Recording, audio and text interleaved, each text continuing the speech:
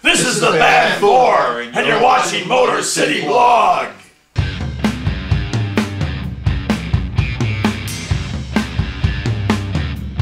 Well, it's to make a long story short, I basically, retired in 1987 completely from the music industry, from the film industry, from show business in general. The whole band went their separate ways.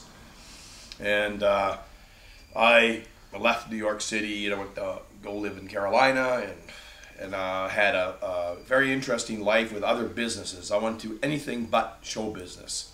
And so I started different companies, did very well with them, and built a house for my wife and I, and so on and so forth. And but the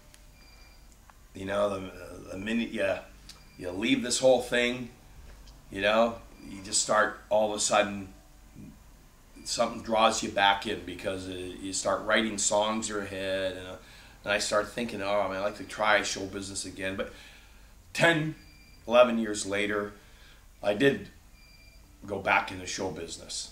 My wife didn't want to do it anymore in Carolina. She had enough of the whole thing. She enjoyed the life we had, right? We had a really great life, and but I, really wanted to get back in. I had a lot of songs I wanted to do, and then started up a label called Star USA, and then called Mike and Steve at the time, and we went on a Star USA tour, and throughout the country, and I kind of whet my appetite. And anyhow, I divorced my wife. We sold the house and the business and everything, and I went my separate way. I ended up going to the West Coast, and that's where I met Al Higbie and Ryan Weiss, who are the producers, director of this movie, I Am Thor. They saw me when I was touring for the album Dogs 2, when I was making my comeback, because now I was in full swing, and nothing else going on, divorce, cut my ties from the South and the East, and went all out in show business again. And so I was in Seattle. They came down to see the show. They were blown away by the show, and they said, we got to make a documentary out of this, because they were film guys. They just came out of film school. They thought it would take 2 years. It took 15 years to make this movie. I think Mike Favata would call the movie "I Am Mike Favata." Steve Price would, I am Mr. Steve Price, or Ben Perman. Well, he's a nice guy, and he would say he'd co-share the title.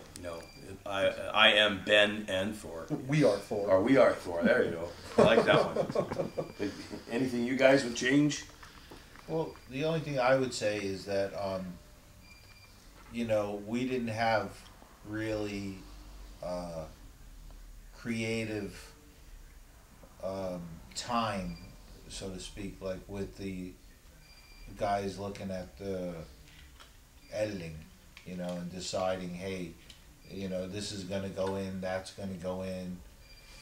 So, that's something, like if it was a little bit more of collaboration, that's something that I think, because we were talking about that today, I like to watch YouTube a lot, and John was astonished how much YouTube, the stuff I found that he didn't even know about. And so there was a lot of incredible footage, if there was like better communication, that we could have, it could have been totally different. Now on the other hand, sometimes a director has a vision, and he's not extremely interested, like he's telling a story.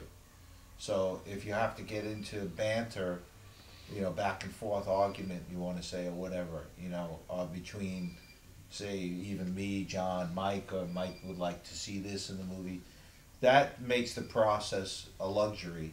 And I really think those guys really just didn't have the luxury, and also the fact that they're in Los Angeles and we were in 3 different other cities, so they couldn't just say, hey, come over to the house, what do you think about these rushes or whatever. So that, not blaming them, that it was just a logistical thing where we, you know, and also to summarize it, I would have rather have had more music in it.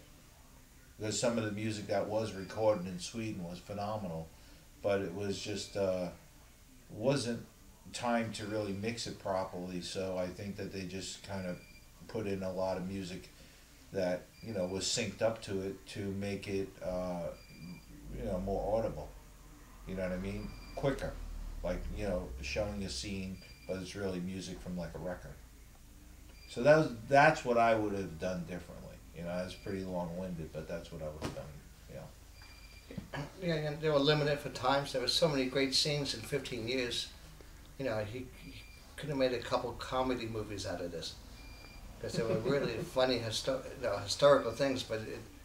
But they caught the moment. They caught the struggle. They caught, you know, that we never gave up, which was very difficult. You know, and there was just some, you know, wonderful moments, a lot of characters, you know, along the way, you know. But, you know, your limit, you had to take 15 years and put into an hour and a half, which is a phenomenal feat to do it all by itself. But I thought they did a great job. You know. Yeah, they did a great job. Yeah, they believed in the band and they stuck with us. You know, part of the problem in doing that too, and just to be on their side, is that when we were looking at footage, like, you know, that John and I did in Vancouver, the media center. So, you know, then you get into another element of, is that person going to give you that footage, and are they going to want something? As you know, you're filming, so you probably go through that yourself.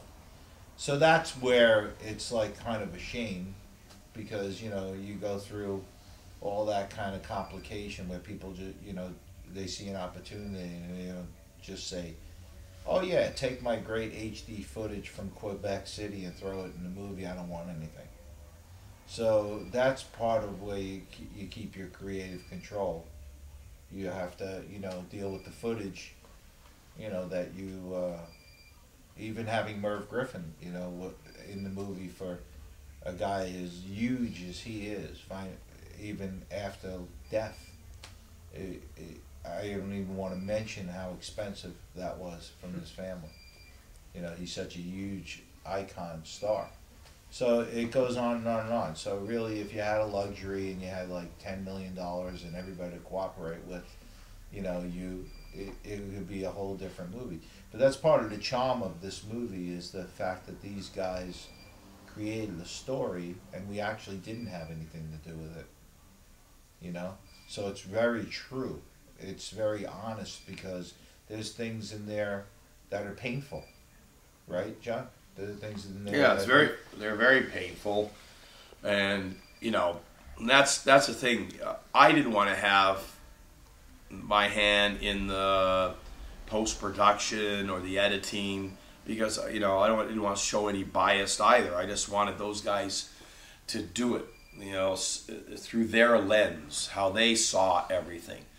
And it's like National Geographic when the guys are filming, you know, a lion ripping up a giraffe or something. You know, they can't go in and help the giraffe. You know, and when things were going really bad for me at times, these guys just kept filming. They couldn't come in and help me. Like reality TV. Yeah, like, you know, when my credit card didn't go through, and they had a nice cozy warm room in the winter and on the tour, and I had to sleep out in the lobby, and they said, well, you know, that's how it works here, you know, like, we can't help you, these are real things. So they would film me going, but I know where there was enough on my credit card. There were so many things that went on in my life at the time. I mean, the movie could go on, you know, you'd have hundreds and hundreds of hours of a movie, you know, if you wanted. You could make a movie out of different things that went on. I think one of my proud moments was when, in the 70s, when I went to Las Vegas, and actually was the first of the heavy metal act to play Vegas. And this is like after I had already starred in Red, Hot, and Blue, which was a big Vegas show at the Aladdin Hotel, along with Neil Diamond, and it was a big deal. But I came back and I did a special show, a Halloween show for the Beaux Arts Ball, and this was in 1979 or so, I believe. So I came there, and it was all for the entertainers of Las Vegas. Robert Goulet was there. Sammy Davis Jr. Yeah. I know you came in 1982. Yeah, but I was at that Vegas show at the Dunes. Is that the one you're talking about? No, I'm talking about the Riviera. Oh, but you came. Mike Favata did come because we also played Vegas in '82. Proud of that one too. But in '79, when I first came, with all these big stars in the audience, and when they gave me a standing ovation, it was really an incredible moment for me, because you were actually honored by your peers, and you know, I felt, wow, you know, I felt pretty good about that. And then, you know, later Mike Favata came was with us. It was Keith and you, and who was on guitar at that time? I think Ambrose. Yeah, Jimmy Ambrose at that time, just before Steve came in. And we also got a great ovation, and that was at the Dunes. So I like those Vegas shows where we came in and did. But the Marquee, I like to expand a little bit about the Marquee. When we first came to do the Marquee show in 1984, there was a lot of the bands of England that were popular. There are a few of them, like Rock Goddess, who were going to come down and kind of mock Thor. They didn't know what Thor was all about. They were kind of make fun of Thor. I know Jimmy Page came down, and a few other. We ended up getting 3 standing ovations at the end. You know, they couldn't believe it. It went wild. The press went crazy, you know, for the act, and we got Press and Kerrang and Melody Maker and all the biggest magazines, periodicals going, and so that was a proud time, you know, and a wild time for me. And then, you know, later at the after party, seeing Jimmy Page at the after party, you know, hanging out with him, and White Snake, and, you know, rubbing shoulders with some of England's best bands at the time. For me, it was just, you know, trying to do different strength feats that would astound the crowd. I wanted to do whatever it took to get them, you know, going, to get a rise out of the crowd, you know, whether I was trying to rip license plates in 2 or lift the heaviest person in the audience. Even one time I tried to have a bulldozer go over me, you know, putting a metal plate over my chest, and we had to abort that one because I would have been crushed. But the one where I lifted the heaviest person in the audience, I was on a platform, and there was a harness around my neck, and then the person had to go into this canvas holder. So anyhow, the person that came up was 400 pounds. You know, it went into the harness, and you know, I got braced. I was on the platform. I was lifting them up, you know, with my neck, and the whole platform broke, and we rolled into the front of the crowd, almost crushing the people, the spectators. Like, I've blown up 3,945 hot water bottles, bent countless steel bars, smashed I don't know how many concrete blocks off my chest. I've broken ribs. Many people have called me the Evel Knievel of rock because I've broken ribs, I've busted my teeth, I've been knocked unconscious, blowing up and exploding hot water bottles when the rubber burst. I mean, at one time I blew up a hot water bottle and it wouldn't explode. It was a lifetime guaranteed hot water bottle, so it kept going bigger and bigger, and then it went covering the dance floor. People actually started running, you know, because it's getting bigger and bigger. They started like running out of the club because they were so afraid what was going to happen when it exploded. And then when it did explode, I was just knocked out, right? So anyhow, that being said, I say there's strength in the music. Our music, you know, that's what we're promoting now. We definitely put on a show. I mean, the show is still there. It's a different look and a different vibe for Thor, but you know, I believe just judging in this tour, everybody's entertained. The people are entertained. I mean, this guy wails on guitar. This guy pounds the drums. I mean, effortlessly. No, with a lot of effort.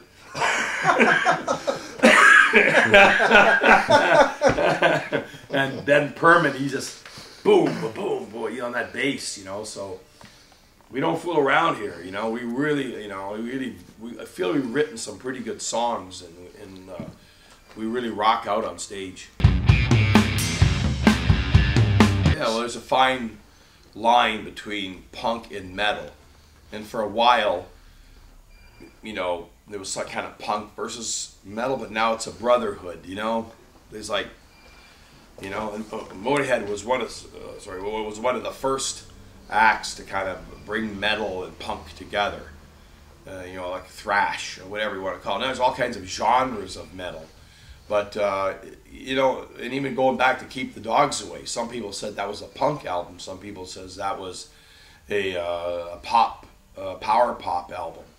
Whatever it was, you know, I just like to say it was a rock album, because in the 70s, I mean, everything was either rock or you had pop, or, you know, but it's rock and roll, you know, this whole thing is rock and roll to me.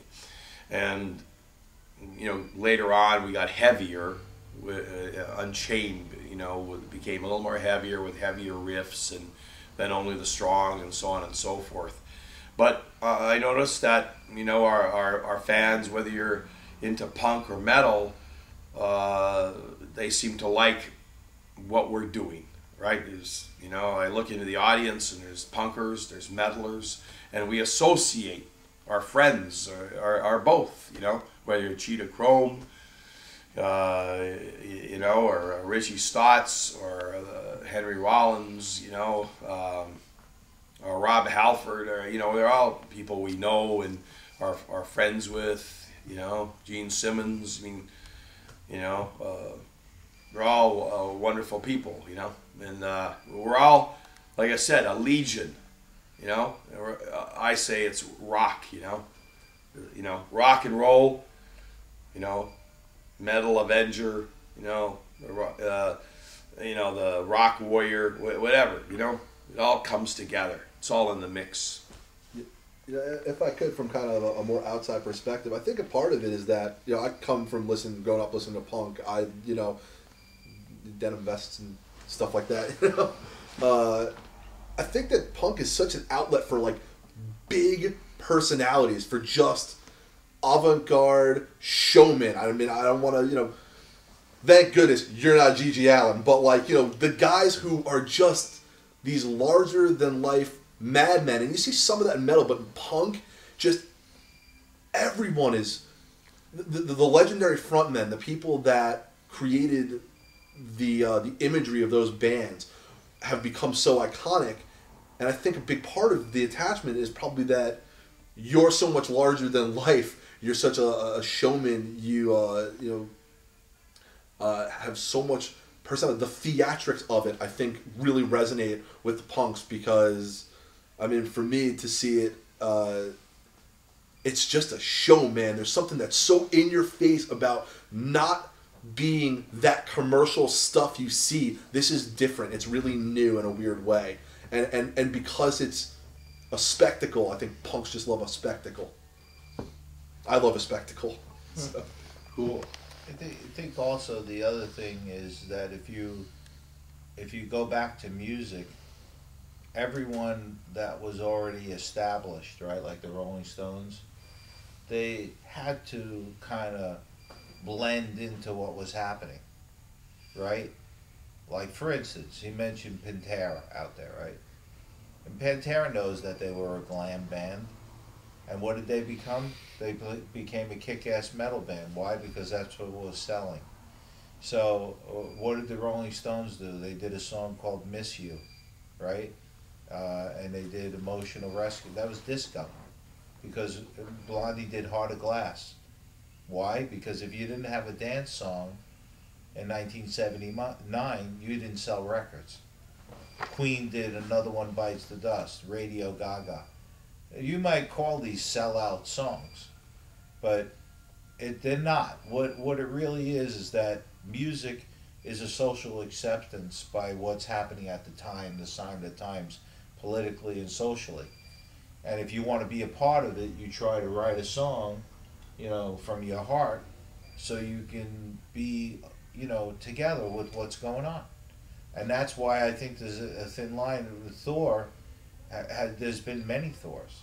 You know, Thor, the Keep the Dogs Away Thor record, which is a phenomenally recorded record, it has a very, believe it or not, Doors or Elton John or, you know, very analog, like very warm, incredible recording quality, really catchy tunes, you know. And then Unchained started to get a little bit heavier and, you know, a little crunchier and stuff like that. And then we were in the throes of full heavy metal. And then I came into the band, and my background is not heavy metal at all. But, however, right, my background's actually progressive. You know, King Crimson. But if you ask Metallica or any of these great bands, Robert Fripp, if you really get into being a musicologist and you really analyze what's going on, you'll realize, like say Dream Theater for instance, you'll realize that a lot of these riffs, okay, that were taken, they're taken from someplace, okay, and they're taken from an influence that is totally different, but then they take it to another level. For instance, King Crimson. You know how many bands were influenced, John, like himself, by Court of the Crimson King, the song, right? And you could almost say that's like nothing else matters. You know, Metallica has that E minor vibe. So if you look at music, Van Halen, for instance, Hot for Teacher, or some of the stuff that he did, it's jazz. Richie Blackmore, Burn, right? That riff, that's jazz. That's like the big band jazz riff, because all the musicians, especially English musicians, were made to go to school, not just wing it like me. Their parents made them go to school and actually learn music. And then that's when they rebelled and said, you know what I'm going to do? I'm going to take, you know, this Tommy Dorsey or swing thing that I learned, like Tony Iommi is a really great musician, and I'm going to, like, be a rebel with it, you know? But if you actually listen to some of the stuff that these guys do, they're really educated. It just has a lot of distortion and weird stuff on top of it. But even when I played with Les Paul a couple of times, and Les, when he was alive, I went to a lot of his birthday parties. He was a friend of mine. And Les Paul really got it. He was a real genius. He understood that music, it was a universal thing, and somehow it was all connected. It all goes back to classical, jazz, blues, you know. That's how that rock and punk was formed. It's just saying, like, hey, I'm just going to take this to my level, to my personal taste. And that's the answer I would give, you know, on music. There's certain things that were out of my control, because I let management handle me. You know, I was, you know, controlled by others, the producers, the manager. Like for instance, the Keep the Dogs Away situation, which I felt got out of control. I let others handle all the business stuff and the touring plans and all that. Had it gone through like it was supposed to have gone through, you know, a lot of things, there'd be a different story. Would life have been better? I don't know. There's certain things in my life right now I wouldn't trade for the world, whether I had the ups and downs or not, because I am very excited about other things that are going on in my life, not just rock and roll, you know, but just life in general. You know, I see things differently now. For example, someone that I love so much, right? You know, would I have met that person had everything gone so smooth back in those days the way I wanted it to? I think crowd reaction was always pretty wild. You know, everybody always would go wild. You know, I'm talking, you know, during the 80s and, you know, and in the comeback, you know, as it built up, the crowds would go pretty well. But this is even more intensified now. Like, you know, I'm finding on this tour, you know, that it has become that much more intense. people are coming up crying and saying that the movie moved them so much. Girls coming up in Portland, for example, one was a photographer, and she said, "I'll never give up on my dreams ever after watching this movie. Sometimes I always wanted to give up, but I'm not going to give up, you know." And the other girl was a singer, and she said, you know, and it's just the emotions that come out of this with the fans, and those who don't even know Thor, never heard of Thor, are also moved by the movie. So very unique situations are going on. I am very surprised about the cult status of Rock and Roll Nightmare in 2015, because when John Fasano and I were working on the movie back in the days, you know, this is 1985 going into 86,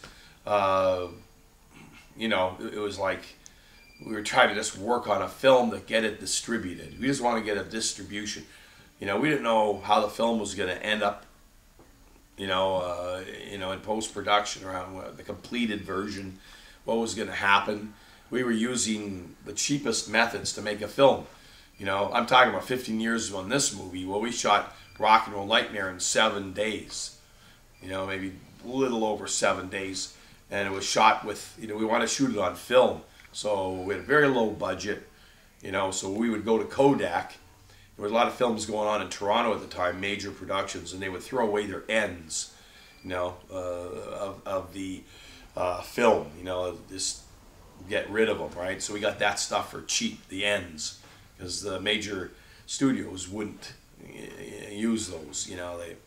So we were able to accumulate those and make a deal with Kodak and so on and so forth. And we were one of the first company, Thunder Films was, to ever edit on digital. No one was editing on digital at that time in 1986. So we were actually written up in the magazines, business magazines, and that's, you know, film industry magazines. You know, that's one thing that is not remembered about that movie, that we were on the cutting edge with technology at that time. So there's a lot of things about that movie, you know, but you know how it was done, how it happened. I mean, you know, it was originally called The Archangel, then it was called The Edge of Hell, and then to North America was Rock and Roll Nightmare, retained Edge of Hell for other countries. But originally we wanted more special effects. Like I wanted wings to sprout out, metal wings, you know, as the intercessor, and shoot lasers out of my eyes instead of the way, you know, you got 2 holes kind of poked in the film, you know, circles in your eyes, you know. And I had a cape instead of wings, and you know, a cod piece instead of a full metal armor, and you know, metal. It just, but whatever is came to be. It's not the perfect film, but somehow it struck a nerve with generations. It transcended time for some reason, and it still keeps going. You know, it keeps on ticking, and I find it very fascinating. And I think John Fasano, if he was still alive, would also find it very fascinating. I just get by with a little help from my friends. You know, we're working on a production. It was produced by Bruce Duff and Frank Meyer, and Cleopatra Records, you know, want to put out a product and have some guests on it. And we just talked to some friends, and you know, everybody said, "Yeah, I want to do it. You know, I want to do this and be part of the Legion of Thor." And that's what it is like, you know, a Justice League, or you know, Assembly of the Champions. Let's, you know, Vikings unite.